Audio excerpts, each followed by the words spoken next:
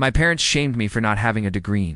Now I own the company that laid off their college-educated golden child. I'm a 29-year-old guy. And in my family, your worth was measured by your diploma. Ever since I was a kid, my parents made it clear that college wasn't just an option, it was the only path to being someone. My older sister Rachel was the perfect example of that rule. She graduated at the top of her class, got showered with praise, and became the family's walking trophy. I, on the other hand, was the lazy one. The kid who didn't like studying and asked too many questions instead of memorizing answers. Every family gathering turned into a showcase of Rachel's brilliance, framed certificates, medals, and stories about her professors calling her exceptional. Meanwhile, when I got promoted at my part-time job, my parents called it luck and said, "Imagine how far you'd go with a degree." It wasn't even jealousy that hurt me, it was invisibility. I could build something with my hands, fix computers, organize events, and yet I was still the kid who didn't go to college. When Rachel got accepted into a prestigious business school, my parents threw a party. When I decided I wanted to work full-time instead of enrolling, they called a family meeting to tell me how I was ruining my future. My dad said, "You'll never make it without a diploma. The world doesn't reward dropouts." My mom just sighed like she was already disappointed in me. That night, I remember lying in bed staring at the ceiling, thinking, maybe I'll never be enough for them. But somewhere deep down, I also thought, what if they're wrong? That quiet defiance was the first spark of something they'd never see coming. Ever since I was a kid, I loved figuring out how things worked, from taking apart my old game console to helping a neighbor set up his online store. I didn't crave grades. I craved results. But in my parents' eyes, that curiosity meant I was unfocused. I told them I wanted to skip college and work in a small logistics startup that a friend's uncle was launching. They laughed. My dad said, "A startup? You mean a failing company that just doesn't know it yet?" My mom told me. "You're wasting your potential. Why won't you just do things the right way, like Rachel?" The truth was, Rachel's path never appealed to me. She wanted corner offices and suits. I wanted to build something real. The startup wasn't glamorous. It was a dusty warehouse with 5 employees and a dream, but I felt alive there. We didn't have titles or corporate jargon. We had coffee-stained blueprints and whiteboards full of messy ideas. I was learning how to negotiate with suppliers, how to manage routes, how to make things work when everything went wrong. That kind of education doesn't come with a diploma at family dinners. The difference between me and Rachel became a running joke. My parents would brag about her business lectures, then turn to me and ask, "So? Still loading trucks?" Rachel would smirk, swirling her wine like she was above it all. I'd just nod and say, "Yeah, still learning." What they didn't know was that every late night at that warehouse was teaching me more about leadership, problem solving, and real-world business than any classroom ever could. By the time Rachel got her MBA, I was helping run regional operations, but I didn't tell them. They wouldn't understand. All I could think about was one day proving that I didn't need their version of success to make something of myself. And deep down, I promised the next time they laughed, it wouldn't be at me. The startup wasn't easy, far from it. I started at the very bottom, unloading shipments in the dead of night and cleaning the warehouse floors when the janitor didn't show up. The pay barely covered rent, but I didn't care. Every morning, I showed up early just to listen to the operations manager talk through problems. I watched how he dealt with angry clients, late deliveries, and driver shortages. It was chaos, but to me it was the best classroom I could have asked for. My parents didn't see it that way. To them, I was stuck in a dead-end job.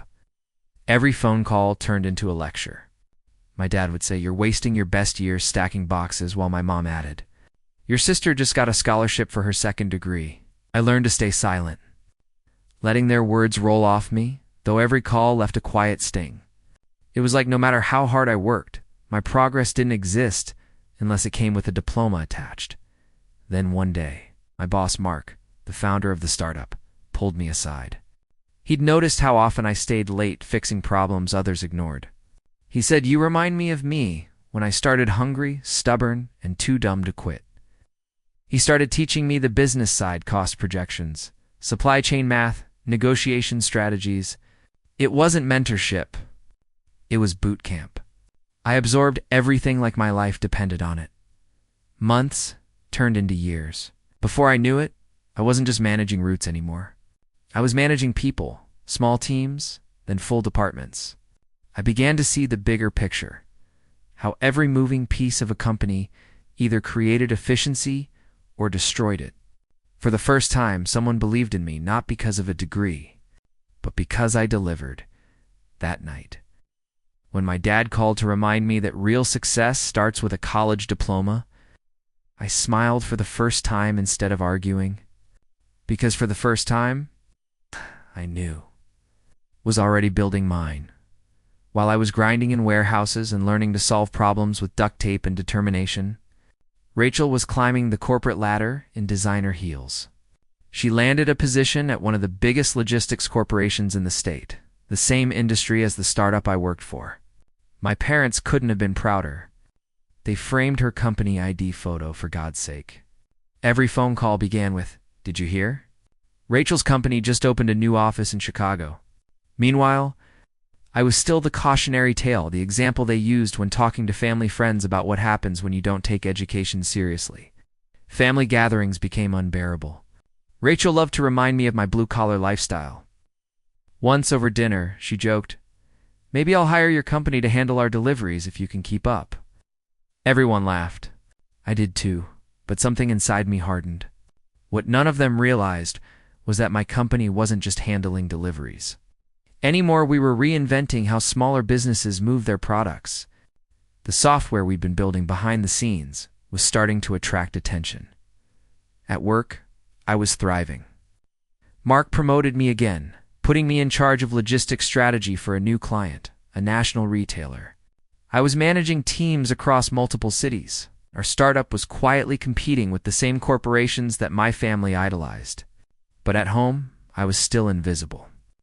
My parents would gush about Rachel's corner office, her business class flights, her leadership conferences, all while ignoring that I was leading teams of my own. Still, I stayed silent. Let them believe their perfect image. I didn't need validation anymore. What I needed was time to grow, time to build, time to become the kind of man who didn't need to prove himself with words. And as fate would have it, time was about to hand me the perfect opportunity. 3 years into the grind, everything finally clicked. Our tiny startup landed a massive contract with one of the biggest national retail chains. It was the kind of deal that could turn us from a struggling underdog into a real player in logistics. I worked nonstop for weeks, coordinating routes, optimizing delivery schedules, fixing software bugs, and managing clients who didn't believe a small team could handle such scale. When it finally launched, it went flawlessly. That single partnership tripled our revenue and made headlines in the trade magazines. My parents never. Mark called me into his office one morning and handed me a bonus. Check the largest amount of money I'd ever seen, along with a small envelope. Inside was an equity offer. "You've earned this," he said. "You built half of what we are now." It felt surreal. For the first time, I wasn't just an employee. I was part owner of something that was growing. My name wasn't on a diploma. It was on a contract. I remember calling my parents that night, hoping maybe, just maybe, they'd sound proud. Instead, my dad said, "That's nice, but it's not real stability. You should still think about finishing your degree before it's too late." My mom chimed in, "Your sister just got invited to speak at her company's leadership summit. You should be more like her." I hung up before my voice cracked. That night, I realized something important. I didn't need their approval anymore. Their validation had become a chain I'd been dragging behind me. So I stopped trying to impress them. From that point on, every goal I chased wasn't for them. It was for me. And the more I built, the more I realized that the world outside their expectations was bigger than I'd ever imagined. A year after that breakthrough, everything changed again, this time in a way I could have never predicted. Our startup had grown faster than anyone expected. We'd expanded into multiple states, developed a proprietary logistics software, and were catching serious attention in the industry. One morning, Mark called me into the conference room, his expression unreadable. "We've got an acquisition offer," he said. I froze. Then he flipped the document around. The buyer's logo stared back at me like a ghost from my past. It was Rachel's company. For a moment, I thought it had to be a joke. The same corporation my parents worshipped, the one my sister bragged about as the gold standard of logistics, now wanted us. Mark explained that their operations were outdated and our technology could help modernize them. The irony hit me so hard I almost laughed. They didn't even know I worked here, let alone that I was a partner in the company they were desperate to acquire. During the first round of talks, I attended the meeting as part of the core negotiation team. Seeing their executives try to mask their panic was fascinating. Beneath the polished suits and corporate buzzwords, they were bleeding efficiency. And when one of their representatives mentioned they'd been forced to restructure leadership in Rachel's division, I almost raised an eyebrow. My sister's perfect company wasn't doing nearly as well as she claimed. After the meeting, I stood outside staring at their logo on the building, the same one I grew up hearing about like it was a temple. The world felt small, all of a sudden, poetic, almost cruelly so. I didn't know if the deal would go through, but something inside me shifted. For years, I'd felt like the failure of the family. Now, without saying a word, life had just flipped the script. And deep down, I knew this was only the beginning of their awakening. Over the next few months, the merger talks intensified, and I got a front row seat to the inside workings of Rachel's beloved company. The deeper we dug into their numbers, the more shocking the truth became. Their financial health wasn't just weak, it was crumbling. Key departments were failing, clients were pulling out, and most of the inefficiencies traced back to one division, Rachel's. Her department had been overspending, missing deadlines and covering it all up with carefully edited reports. It was surreal. Watching the empire my parents had idolized for years collapse from the inside. During strategy sessions, I kept my poker face on, but part of me wanted to laugh at the irony. The uneducated son who supposedly threw his life away was now helping to save the company. His sister's degree couldn't manage. I wasn't out for revenge, not yet, but I couldn't ignore the poetic symmetry of it all. At home, the illusion still stood strong. My parents kept bragging about Rachel's leadership role, unaware that her entire department was on the verge of being absorbed or shut down. Every family call turned into a painful performance. I'd listen as my mom said things like, "Rachel's company is expanding again," while I stared at spreadsheets that said the opposite. It was like living in two realities, the truth I knew and the fantasy they clung to. I told Mark. I wanted to stay quiet about my family connection during the deal. Not out of shame, but because I wanted the outcome to speak for itself. I didn't need to expose anyone yet. I wanted the truth to unravel naturally, one public headline, one layoff announcement at a time. And deep down, I had a feeling the fall of the golden child was coming sooner than anyone expected. When the deal was finalized, the air in the office buzzed with tension. The contract went through. Our startup was officially acquired by Rachel's company. But what made it truly surreal was the fine print. The acquisition wasn't just a takeover. Mark and I negotiated key executive positions as part of the agreement. I wasn't just coming aboard as an employee, I was stepping in as the new head of operations, reporting directly to the board. In other words, Rachel's little brother, the uneducated disappointment, now outranked her. The first joint meeting felt like walking onto a stage I'd waited my whole life to stand on. Rachel strutted in wearing her usual sharp suit, flashing the same confident smile she'd worn at every family gathering. But the moment her eyes landed on me sitting across the table, that smile froze. Her pen slipped from her hand, just slightly, before she composed herself. The board introduced me as one of the new operational leads, responsible for integrating our systems into their company infrastructure. Her face turned pale. I didn't gloat. I didn't even smirk. I just nodded and said, "It's good to finally work together." My calmness seemed to bother her more than any words could.